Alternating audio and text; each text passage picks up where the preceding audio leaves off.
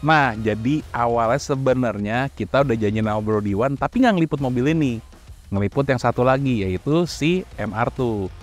Tapi karena itu mobil memang agak sibuk, dikerjainnya agak banyak, spare part agak ribet, akhirnya Bro Diwan ngasih opsi lain. Mau nggak nih, gue punya Integra. Menarik sih menurut gue, karena kenapa? Integra tuh juga sebenarnya udah lumayan jarang. Bukan lumayan jarang udah di jalanan.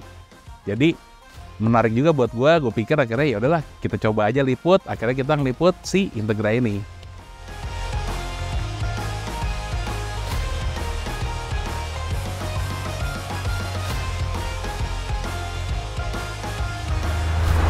Oke Black Pals, balik lagi kita hari ini. Mungkin lu udah bisa ngintip-ngintip mobil di belakang gua, ya kan? Tapi sebelum itu kita kenalan dulu nih sama yang punya mobil. Gue kasih sedikit deh ceritanya dulu nih, siapa yang gak kenal dengan Bro Diwan, ya nggak? Halo Bro. Halo Kak Aldi, gimana Kak Aldi? Alhamdulillah.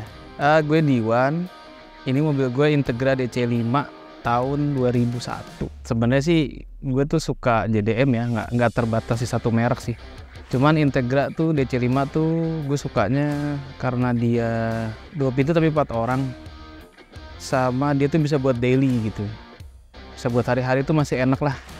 Nggak terlalu tua, bensinnya juga irit. Oke, jadi Integra itu darahnya tuh memang sporty banget ya. Emang ya lu bisa lihat mobil ini, apalagi kalau di zaman dulu demen main game balap, itu mobil ini pasti selalu nongol deh. Ini Matic apa manual? Matic. Ya? Oh ini Matic ya? Udah akord banget udah ini. Udah bener-bener banget. Bodinya begini. Bodinya begini. Driving experience juga sama. Mirip-mirip aja dia. Mirip-mirip sama akord. Kayak kaki juga mirip-mirip. Nah, terus waktu habis pertama kali dapet tuh, yang udah kepikiran tuh pasti lu udah punya gambaran dong. Gue punya apa DC5 nih mau gini tuh. Nah itu gambarannya udah mau diapain aja emang Bro? Ini karena gue udah pernah punya DC5 pertama dulu yang biru ya. Ini yang kedua kan? Iya benar. Yang kedua karena yang biru nyesel juga sih jualnya waktu itu. Di otak gue tuh pengennya putih emang. Nah ini putihnya ngambil putih apa berarti Bro? Championship. Kalau dilihat sih emang rada nguning dikit sih. Tapi memang begitu. Tapi emang harus begitu. Emang harus begitu beneran. Ada nguning-nguning dikit gitu. Sebenarnya sih di pilihan warnanya ada 2 Kak. Yeah. Ada Championship White, ada Platinum Pearl White.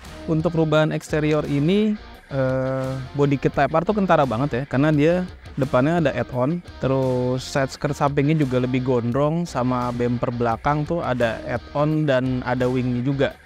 Dan so pasti plug and play, karena Type R sama Type S tuh basic mobilnya sama. Nah dari akhirnya dilebur putih, kalau body berarti lu apain lagi aja nih Bro? Body sih kemarin pasti crop total ya. Pasti, hitamnya benar. udah habis semua udah. Berarti udah. luar dalam semua. Luar dalam. Total nih udah. Total. Kecuali engine sih enggak. Nah kalau bumper semua segala macam ini udah nggak ada yang berubah lagi emang. Ya alhamdulillahnya sih gue dapetnya emang udah Type R ya. Bumper karena susah nyarinya. Oke, kayak di sini kan beberapa parts kayak dia punya bumper depan segala macam itu udah punyanya Type R yang dipakai ya. Kalau perlu penyesuaian pastilah ada. Tapi memang mungkin nggak seribet itu. Menurut gue yang agak ribet itu adalah pengecatan mobil ini. Gitu, karena ini ngerok total, habis itu dicat lagi. Jadi kayak dempulannya segala macam itu mesti pas banget. Karena kalau enggak, nah bahaya di mobil ini. Kenapa bahaya? Karena mobil ini udah mobilnya istilahnya nggak umum di mata orang. Begitu mobil ini nongol, orang pasti pada ngeliat kalau ada cacat, kelar hidup lu. Yang ada di mobil harganya jadi cepet doang ditawar orang.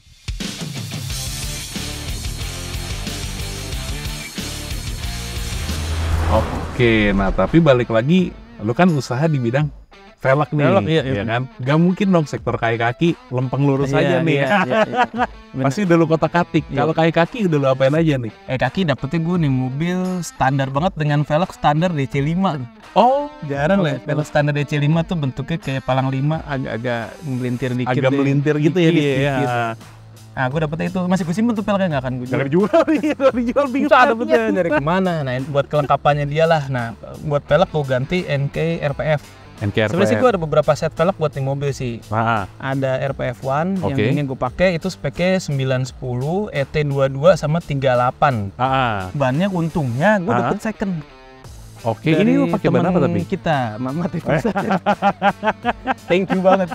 Dia pakai ini tadi buat Silvia. Oke. Silvianya pakai ini di Workmeister. Ya kalau buat kaki, siapa sih yang bisa ngalahin juragan pelek satu ini? Udah pasti idenya nggak bakal salah. Kalau gue bilang salah, yang ada gue ditimpuk mobil sama yang punya mobil. Nggak bercanda. Tapi memang pemilihan velg, speknya segala macam ini memang dipikirkan banget. Advania Nova mungkin bisa gini, tapi pakai ban yang lain belum tentu kayak gini juga nariknya. Nah ini udah dipikirin banget semua Bro Diwan, sehingga jadi menurut gue bener-bener untuk fitmentnya perfect.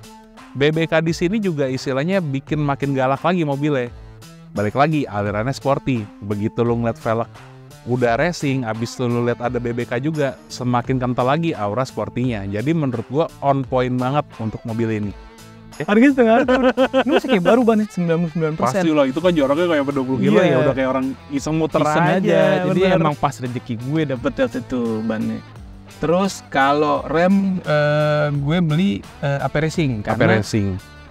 Gue bosen Brembo. Iya, rata-rata gitu ya, Brembo aja udah. Harusnya sih pakai Brembo merah sih kalau buat Type R, tapi karena konsep gue tetap di Type S gitu. Jadi gue tetap pengennya pakai yang lain lah, pakai AP Racing warna kuning, karena kalau pakai merah kayak kurang kontras di velg warna gelap gitu. Karena kebanyakan pasti gue bakalan ganti velg warna gelap, entah itu hitam atau bronze gitu. Karena kan konsep mobil gue tetap S, gue nggak mau R. Oke. Kecuali mungkin gue dapetnya manual kali ya. Kalau kan itu berbeda perkara. Gue bikin R tapi orang ngelihat kaca. Gitu. Itu iya bener. Pedalnya cuma dua kan gak enak Kak. Kayak agak tensin dikit gitu kan. Heran ya jadinya tensin gitu. Dan gue gak mau ngerubah transmisi. Ini mobil harus tetap matic. Pegel gak? Pegel kan. Gue gak mau manual. Emang hari ini sih. Emang gue ini mobil dari awal konsepnya adalah buat daily Kak. Nah kalau tadi rem itu lu ganti, ngomong berapa pot itu yang lu ganti? 4 pot ya? Kalau mobil ini pasti 4 pot. Oke, terus untuk kaki selain itu kayak si shock breaker lu pasti pakai coilover dong? Coilover gue udah pakai Gap Sport. Itu settingannya udah di settingan daily yang comfort sih. Menurut gue udah enak dan rigidnya dapat. Kalau di tol mobil manuver enak, nempel di aspal rasanya. Benar. Dan ini walaupun begitu tapi ya emang lu pasti ngitung ya, kayak karena velg kayak keluar segini, lu ban pakai begini, pendeknya semua tuh lu setting sendiri semua berarti? Iya, gue setting di trial and error dulu. Yang penting diisi 4 orang, gak gesrot aja. Begitu dia kenceng, dia belok, gue gak mau ada serak-serak tuh, udah gak mau gue. Udah gak mau ya? Bener-bener harus clear aja. Udah pasti fender gepeng udah nih. Gepeng semua? Gepeng udah. Nah tapi kalau kita udah ngebahas bagian luar nih, habis itu bagian kaki juga udah. Nah apalagi tadi lu bilang mobil ini udah lu pakai kemana-mana gitu kan. Berarti kan interior nih, faktor penting juga supaya nyaman gitu kan. Betul. Nah kalau dari dalam interior nih yang udah lu rubah apa aja kurang lebih nih kira-kira? Buat interior, gue dapet mobil ini udah bahan pabrik yang R, yang hitam. Karena kalau buat Type S itu standarnya kan semuanya leather, kulit gitu. Ini udah diganti waktu itu sama temen gue Kevin Moon pasti pada tau lah, dia maniak Honda banget tuh. Jadi diganti bahan pabrik warna hitam yang R, tuh cakep tuh. Depan belakang sama door trim. Tapi kalau mau lebih detail lagi harusnya gue ganti Recaro SR4 yang merah itu adalah angkatannya Type R DC5 sampai ke door trim yang merah. Tapi untuk sementara sih gue paling pabrik hitam dulu. Terus pakai panel-panel karbon di beberapa spot interior kayak sebelah panel AC sama spot-spot buat cup holder juga udah karbon sih. Sama setir Type R. Nah kalau mesin, ini yang udah lu rubah apa aja kira-kira? Kalau engine itu kan sebenarnya kalau Type S sama Type R tuh sama, engine-nya tuh sama-sama K20A. Tapi kalau Type S itu K20A 3 seingat gue. Kalau Type R itu K20A tapi yang blank. Jadi dia tuh beda HP-nya tuh sekitar 50 HP. Kalau Type S tuh 160 HP. Kalau Type R itu 217 HP. Jadi buat ubahan di mesin ini, gue mesin tetap pakai K20A tapi headnya gue ganti R.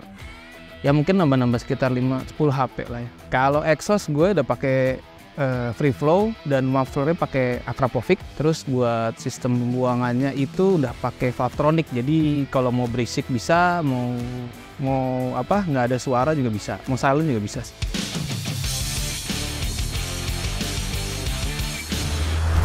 Nah, balik lagi nih gue mau tanyain, lu kan lagi hobi dengan mobil JDM-an nih, gitu kan?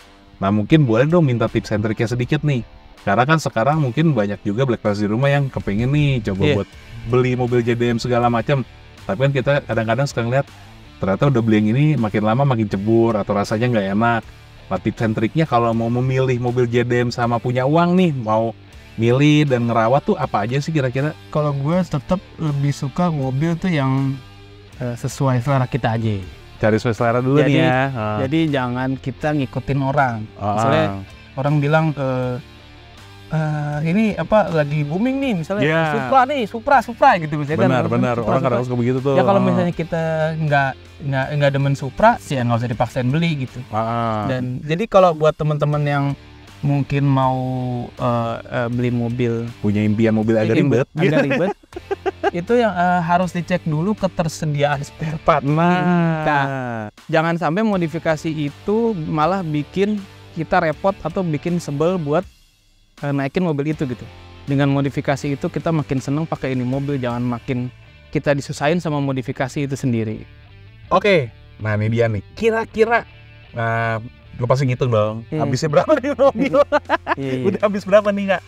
Kalau modifikasi kayak gini, itu range-nya itu modifikasi ringan gini sih masih di bawah cepet sih, masih di bawah 100 lah. Masih puluhan lah, apalagi kalau teman-teman bisa dapat part yang second. Nah, tapi gini, lo udah bolak-balik dari biru, abis lo beli ini lagi. Gue rasa kayak mobil ini punya arti yang agak dalam nih buat lo. Entah lo suka banget dengan rasanya apa, emang model lo suka. Nah, gue yakin lo ke depannya bakal ngotak-ngatik mobil ini lagi pasti kan? Iya. Nggak kayak gini, Nay. Itu kira-kira planningnya mau lo apain lagi nih? Kalau gue ke depannya sih paling yang udah pasti ya, spion. Yang udah pasti, spion. Pasti gue ganti karbon yang Mugen. Splitter karbon, set skirt karbon. Sama kap mesin gue pengen pakai Mugen atau JS Racing. Oh iya, yang karbon. Galak, yang karbon. Nah, itu aja. Kalau ke depannya nggak akan. Sama jok paling. Sama jok, Recaro SR4 yang merah.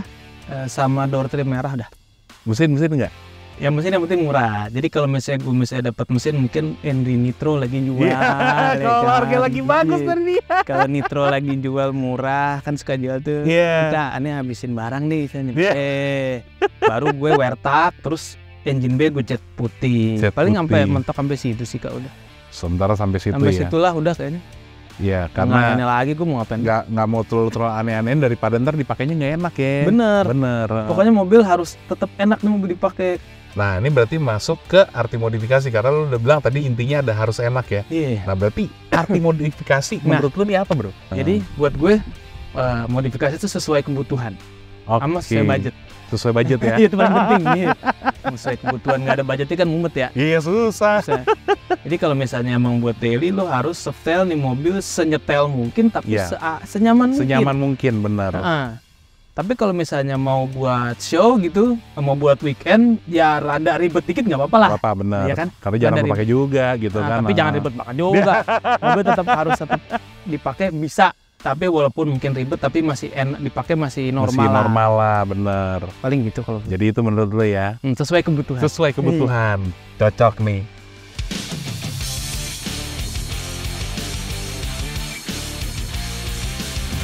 Oke, kalau gitu Bro Diwan. Thank you banget ya. Sama-sama. Udah disibukan. Sama-sama tengah kesibukan cuan. Tiap hari kan soalnya sibuk kan.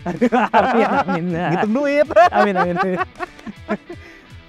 Oke Black Mouse, itu dia. Kita review mobilnya Bro Diwan. Gimana menurut kalian, keren nggak? Boleh kali ya nextnya kita ribut JDM-JDM yang lain lagi nih punya dia. Siap.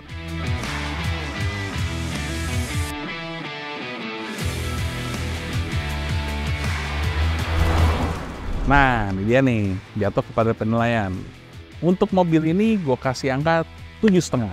Nah, karena kalau menurut gue ya, gue jawabnya gini ya deh. Kalau mobil ini jadi punya gue ya, mungkin ada beberapa hal yang bisa gue tambahin lagi. Seperti mesinnya akan gue swap, udah pasti dalemannya ya Recaro Sportster yang baru, dalamnya gitu kan. Setir pakai tunernya dia yang lain juga bisa, roll bar juga bisa.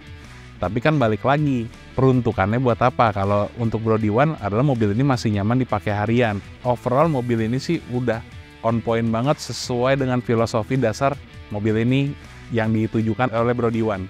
Oke, kesimpulan hari ini adalah ya sebenarnya gue dapat banyak pelajaran ya dari Bro Diwan adalah gimana sih lo kalau mau main mobil JDM, mungkin tuh ilmu yang bagus juga buat Black Tails di rumah ya. Tadi kan udah dikasih tahu juga bahwa lo harus siap secara mental maupun finansial gitu kan.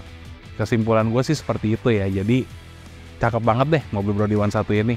Oke Black Tails, jangan lupa untuk like, comment, dan subscribe serta tekan tombol notifikasi. Jadi kalau ada video baru dari kita, notifikasinya langsung masuk ke digital platform kalian. Sampai ketemu lagi Black Tails, see you.